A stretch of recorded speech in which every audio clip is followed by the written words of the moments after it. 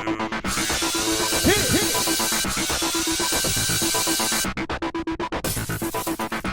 guys, welcome to another recap of Dancing with the Stars All Stars.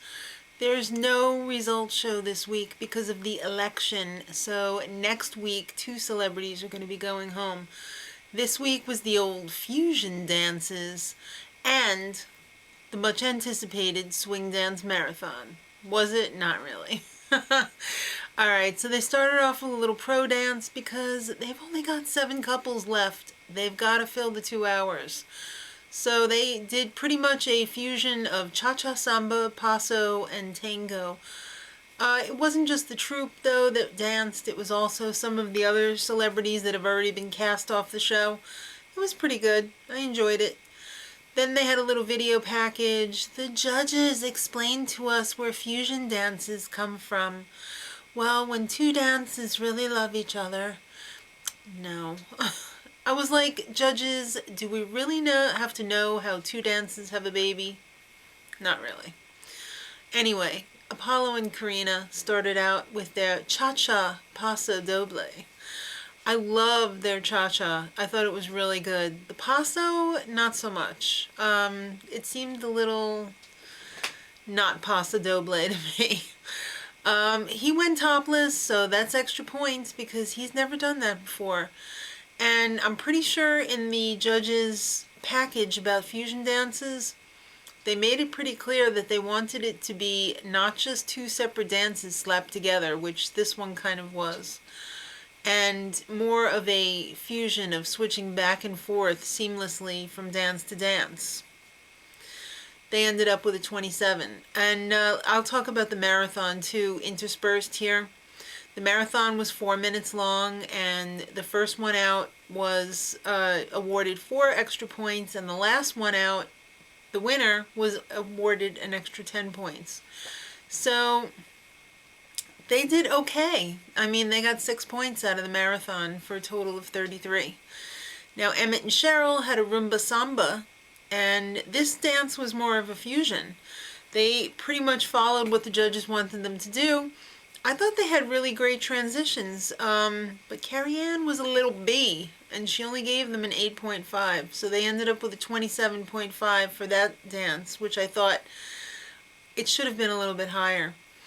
And they did okay in the marathon. They got 7 points, so they had a total of 34.5, middle of the pack.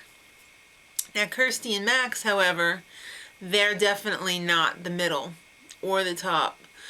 They had a quick step samba, and it was definitely 2 separate dances.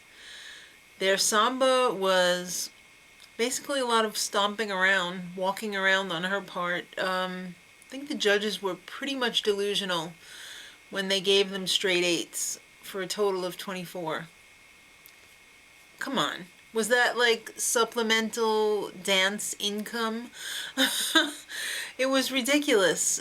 It's obvious that they're just trying to spot them to keep them in the competition.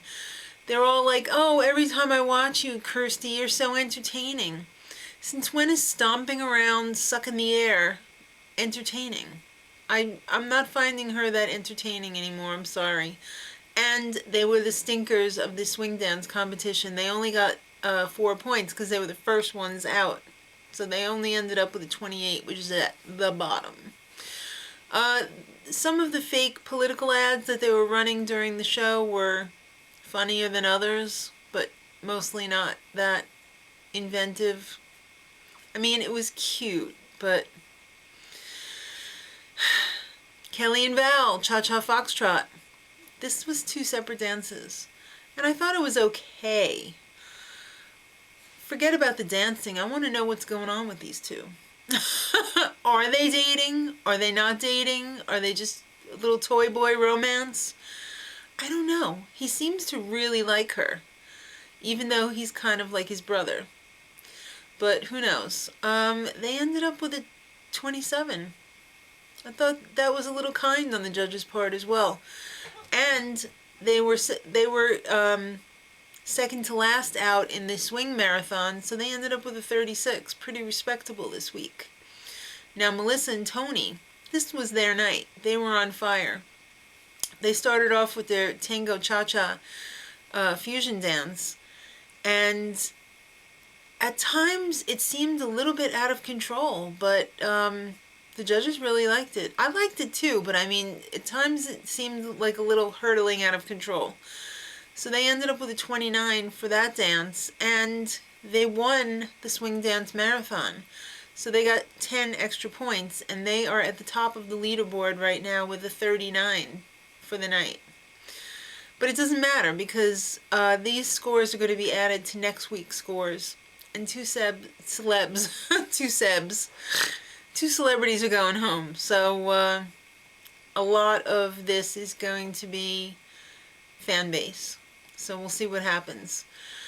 Sean and Derek up next. Well, no, it's not Derek. It's his ballroom twin, Mark. Mark Ballas stepped in. He had already danced with Sean in her regular season, so they were used to dancing together. But Derek has a vertebrae injury, so he probably won't be back till next week. Hopefully he'll be back next week, is what I mean. They had a tango paso. Now, tango and paso are pretty similar-ish dances. I'm sure a real ballroom snob would be like, no, they're not. Well, they're pretty close. What was going on with Sean's costume? She's got cleavage. Whenever I think of her as like a little kid, and I was like, that little girl's got cleavage, that's so wrong. But then I have to remember, isn't she in her 20s? When did she get so old? America's sweetheart gymnast. Anyway, their fusion was good because the dances were pretty similar. So it wasn't that hard to switch between the two of them. But the judges thought that they deserved a perfect score, so they ended up with a 30. And they did okay in the swing dance marathon. They got 8 extra points for a total of 38. So they're near the top, but not quite at the top. They're nipping at Melissa and Tony's heels. Now, Gilles and Peta closed the show with closed the fusion part of the show with their dance. And that was the Argentine tango, and I can't remember what other one they had. I think it was the samba. And it was sloppy. I'm sorry, but he tried to sell it, and it wasn't very difficult for him to sell it because all he's got to do is pop open his shirt. So they ended up with a 33.5. Straight 9.5s across the judges' table. And they did crap hole in the swing dance marathon. They were the second to the bottom. So they only got an extra 5 points for a total of 33.5. Now, after all of the fusion dances were done, Mark Ballas and Chelsea Hightower came out with their little group of future Utah ballroom dance champs, and they did an amazing little dance, little pro dance going on there, and it was really good. Those kids coming up the pike, better watch out, oldies, because they were really good.